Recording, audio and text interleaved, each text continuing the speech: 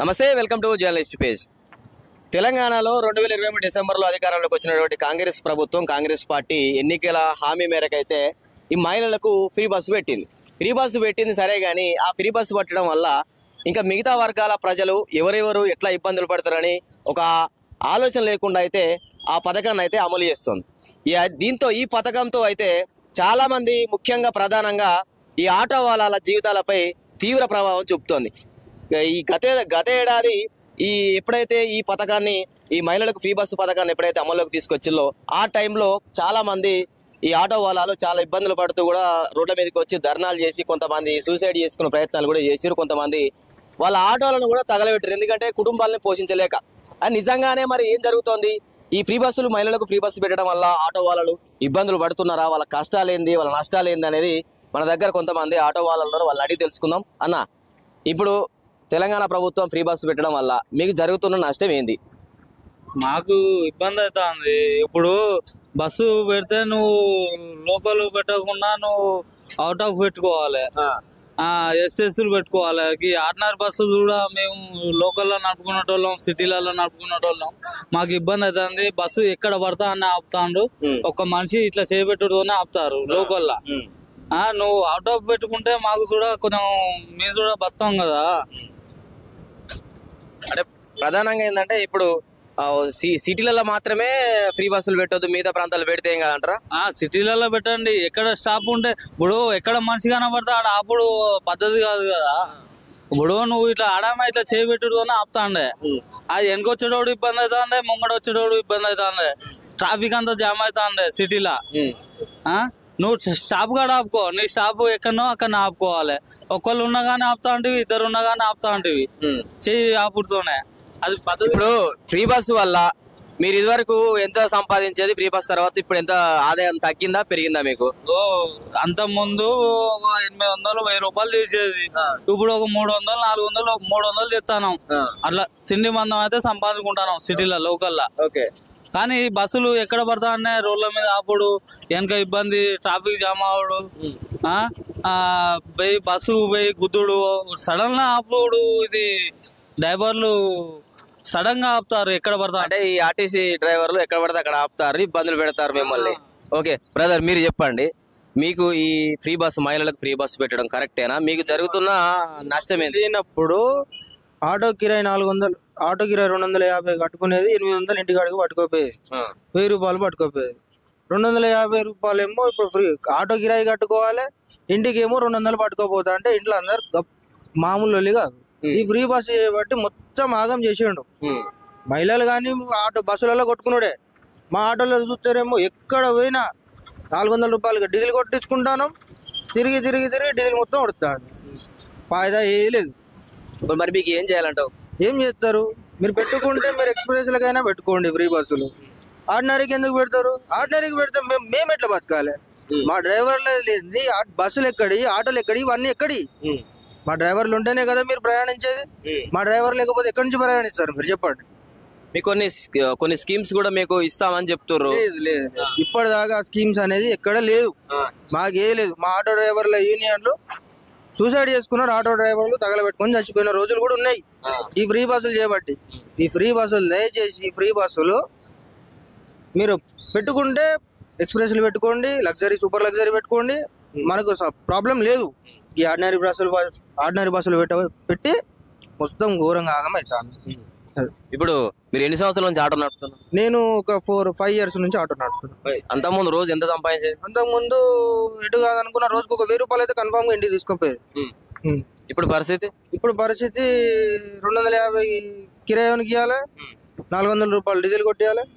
మా అంటే ఒక 200, 300 అంతే. ఒక 200, మా అంటే 200, 300 కన్నా ఎక్కువ లేదన్న. ఉన్నది అయితే చెప్తానా, ఎందుకంటే మళ్ళా ఏదో చెప్పినట్టు అవుతుంది. ఫ్రెండ్స్, నువ్వు చెప్పు బ్రదర్. ఇట్లా ఇప్పుడు నీకు ఫ్రీ బస్సు, మహిళలకు ఫ్రీ బస్సు కరెక్ట్ అనిపిస్తుందా నీకు? కరెక్ట్ కాదన్న. అంటే నీకు ఎట్లా నష్టం జరుగుతుంది? ఈ అందరు సర్వేలని ప్రతి ఒక్కడు వచ్చినప్పుడల్లా వచ్చిన గవర్నమెంట్ సర్వే చేస్తుంది. ఆ సర్వే ప్రతిసారి చేస్తుంది. ఎవరి కోసం చేస్తుంది అర్థమవుతుంది. ఇప్పుడు ₹1,00,000 సంపాదించే మేడం కూడా బస్సులో ఫ్రీగా పోతుంది. 200 సంపాదించే కూలి ఆమె కూడా దాంట్లో ఫ్రీగానే పోతుంది.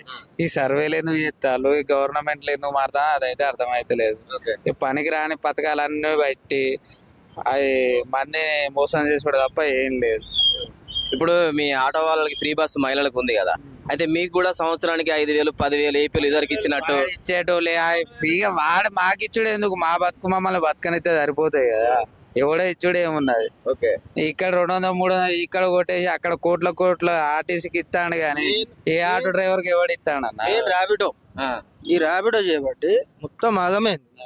మనకు కిరాయి మినిమం ఛార్జ్ ఉంటేనేమో ₹100 పడుతుంది, ₹60 పడుతుంది, లేకపోతే ₹50 పడుతుంది. ఈ ర్యాపిడో చేయబట్టి మొత్తం ఆగమవుతుంది. కొత్త ఆటోలు తీసుకుంటాను, గ్యాసులు లేవు. గ్యాస్ బంకులు అన్ని గ్యాసులు పెట్టారు. గ్యాసులు కొట్టిద్దామంటే లైన్ మామూలు లైన్ కాదు, ఒక 30-40 ఆటోలు లైన్లు. అప్పటిదాకా గ్యాస్ వస్తలేదు. 3 గంటలకు కూర్చుంటే 6 అవుతుంది, 7 అవుతుంది, 8 అవుతుంది. గ్యాస్ కాడ కూర్చునేసరికి ఆ టైం అయితే ప్రభుత్వం చాలా ఇబ్బంది పెడుతుంది. అసలు రేవంత్ రెడ్డి దేనికి వచ్చిండో మాకు ఈ ఫ్రీ బస్సులు మొత్తం ఆయనకే 200 బస్సులు ఉన్నాయంట. మరి ఆయన బస్సుల వల్ల ఆయనే పెట్టుకొని ఆయనే తీసుకుంటాను డబ్బులు. మా అంత ఇదంతా వేస్ట్ మొత్తం చేస్తాను. రేవంత్ రెడ్డి వేస్ట్ గాడు. ఉన్నది చెప్తాను, బ్రాండ్ కాదు, వేస్ట్ గాడు. నువ్వు చేసినావు ఏదో మనం ఏదో అనుకొని మనం గెలిపించినాం, కానీ గెలిపించినాక అర్థమైంది ముచ్చట ఆడు వేస్ట్ గాడు అని చెప్పి. అది ఫస్ట్ రాగానే అన్ని పథకాలు ఇచ్చి పెట్టి ఫ్రీ బస్సు పథకం పెట్టి ఇప్పుడు మీరు ఇట్లా అయితే మీరు ఇప్పుడు ఇట్లా అంటారు కదా, ఇది కావాలని అంటారు, పెద్ద సమస్యలు లేవు అన్నట్టు. ఇప్పుడు సంవత్సరంన్నర దగ్గరకు వస్తుంది కదా, వాళ్ళు అదే మాట అంటారు. ఏమంటారు? అంటే మీరు కావాలని అంటున్నారు, మహిళలకు ఓరవలేకపోతున్న మహిళలకు ఫ్రీ బస్సు పెడితే ఓరవలేకపోతున్నారు. ఇంట్లో లేరు ఆడోళ్ళు. మా ఇంట్లో కూడా ఫ్రీ బస్సులు ఉంటాయి. మా ఇంట్లో ఆడోళ్ళు కూడా ఫ్రీగానే పోతారు కదా. మరి మాకు అయితే లేవా ఇబ్బందులు? అంతేగానా కాదా? ఇప్పుడు ఆడ పెడితే ఇప్పుడు మాకు కూడా కిరాయికి లేవన్నా. కిరాయికి లేకనే మేము పోరాడుతాను. ఒకప్పుడు ఇంత మేము ఆటోలను నమ్ముకొని బతికేటోళ్ళం మేము. అవునా? ఆటోలను నమ్ముకొని బతికేటోళ్ళం. ఈ రోడ్డు మీదకి వచ్చింది మా కథ. ఎమ్మెల్యేలకు 100 బస్సులు ఉన్నాయి, 50 బస్సులు ఉన్నాయి, మొత్తం వాళ్ళే బతుకుతారు. ఆ గవర్నమెంట్ ఈ కాంగ్రెస్ ప్రభుత్వం మొత్తం వాళ్ళనే బతికిస్తారు, మళ్ళీ వాళ్ళకి ఇస్తారు డబ్బులు. ఈ సాధారణ కుటుంబాలకు అస్సలే ఆదుకుంటలేరు. మా పరిస్థితి ఘోరంగా ఉన్నది. ఇది ఫ్రీ పథకాలు ఉండాలంటావా పోవద్దంటావా?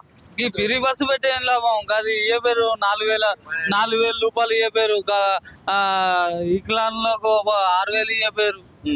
ఈ ఫ్రీ బస్సులో పెడితే మా పొట్ట కొట్టుడు కదా. ఇప్పుడు మేమేస్తాను కదా గెలిచింది రేవంత్ రెడ్డి సారు. మరి మేమే వేసినప్పుడు మరి ఈ ఫ్రీ బస్సులు పెడితే అలా ఏమొస్తాయి ఆదాయం? ఇప్పుడు ఆయనకే ఉన్నాయి 200 బస్సులు ఉన్నాయి, ఒక్కొక్క ఎమ్మెల్యేకు 100 బస్సులు ఉన్నాయి. మొత్తం వాళ్ళనే బతికిస్తారా? ఇప్పుడు ఒక్కొక్క గవర్నమెంట్ జాబ్ ఆమె ₹1,00,000 ఉన్నది, గవర్నమెంట్ జాబ్ ఆమె కూడా బస్సుకు పోతా ఉండే. ఇక మేము కూడా సాధారణ మేము బస్సు ఎక్కుతామా? ఆటోలలో పోతాం మేము.